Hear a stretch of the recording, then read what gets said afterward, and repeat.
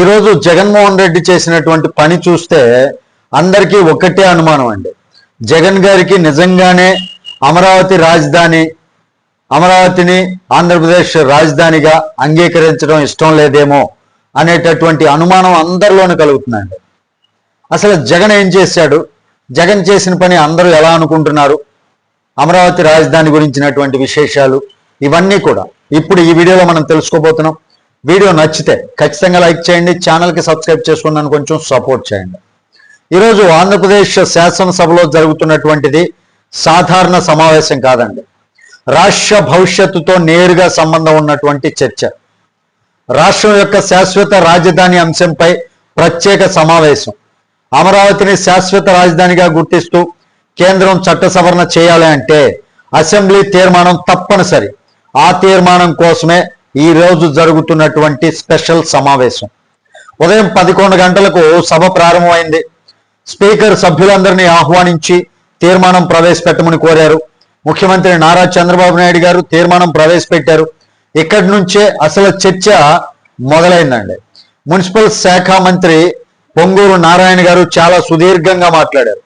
ఆయన ప్రసంగంలోనే పదే పదే వినిపించినటువంటి విషయం రైతుల త్యాగం, ఆ త్యాగానికి జరిగినటువంటి అవమానం. గత 5 ఏళ్ల కాలంలో 2015 నుంచి జనవరి 1న ల్యాండ్ పూలింగ్ నోటిఫికేషన్ ఇచ్చాం.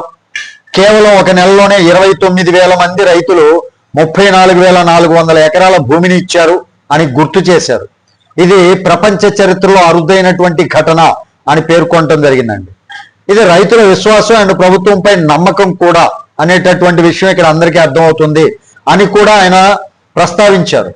ఇంత పెద్ద సంఖ్యలో రైతులు స్వచ్ఛందంగా భూమిని ఇవ్వడం అంటే రాజధాని కళపై వారి నమ్మకం ఎంత ఉందో అందరికీ అర్థమవుతుందండి కదా. అయితే ఆ అమరావతిని నాశనం చేసినటువంటి వారు ఎవరు అనేటటువంటి ప్రశ్న సభలో పలుమార్లు వినిపించిందండి ఈ రోజు సభలో.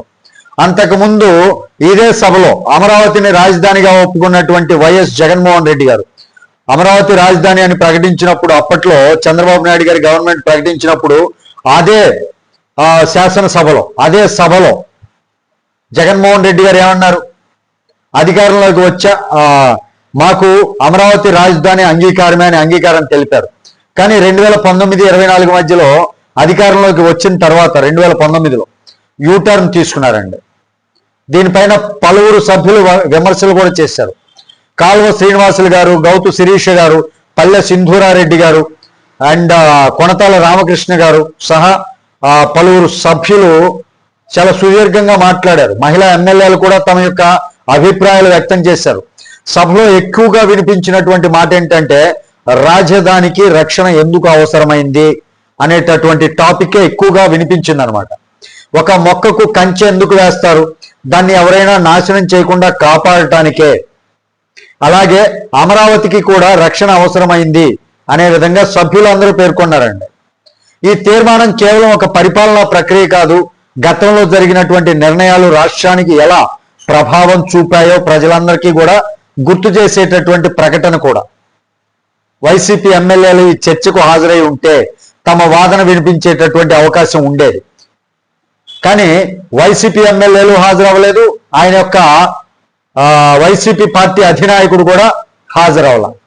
దీనిపైన పలువురు వ్యాఖ్యానించారండి, కానీ వారు హాజరు కాలేదని కూడా ప్రస్తావించారు. ఈ సమయంలో జగన్మోహన్ రెడ్డి గారు రాష్ట్రంలో లేకపోవడం చర్చకు వచ్చిందండి.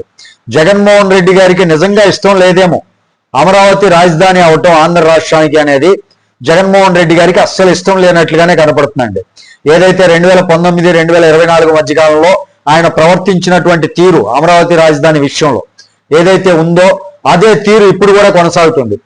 ప్రత్యేకమైనటువంటి సమావేశం జరుగుతుంటే ఆ సమావేశానికి హాజరై తమ యొక్క అభ్యంతరాలను కావచ్చు, తమ యొక్క మాటలను కావచ్చు, అభ్యంతరాలను కావచ్చు వ్యక్తపరిచేటటువంటి అవకాశం ఉంది కదా.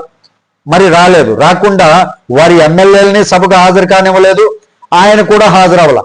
ఆయన ఇక్కడ ఉంటే ఎక్కడ హాజరవ్వలేదని జనాలు తప్పుపడతారు అని బెంగళూరు పారిపోయారు. జగన్మోహన్ రెడ్డి బెంగళూరు పారిపోయాడు.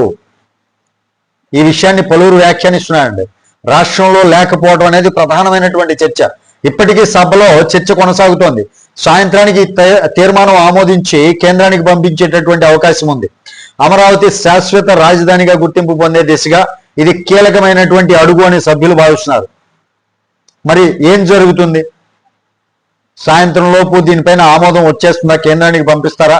తీర్మానం ఓకే అవుతుందా అంటే ఓకే అవుతుందనే చెప్పవచ్చు. ఎందుకంటే అక్కడ దాని మీద అభ్యంతరాలు తెలిపే వాళ్ళు ఎవరున్నారు? జగన్మోహన్ రెడ్డి గారు పారిపోయారు బెంగళూరు. వాళ్ళకి సంబంధించినటువంటి ఎమ్మెల్యేలు ఇంట్లో గళ్ళు పెట్టుకొని తొంగున్నారు. మరి ఇంకెవరున్నారు? కాబట్టి సాయంత్రానికి అయితే విషయం అర్థమవుతుందండి. మరిన్ని వివరాలతో సాయంత్రం మళ్ళీ కలుద్దాం. అప్పటి వరకు సెలవు. వీడియో నచ్చితే మాత్రం ఖచ్చితంగా లైక్ చేయండి. Thank you. జై హింద్.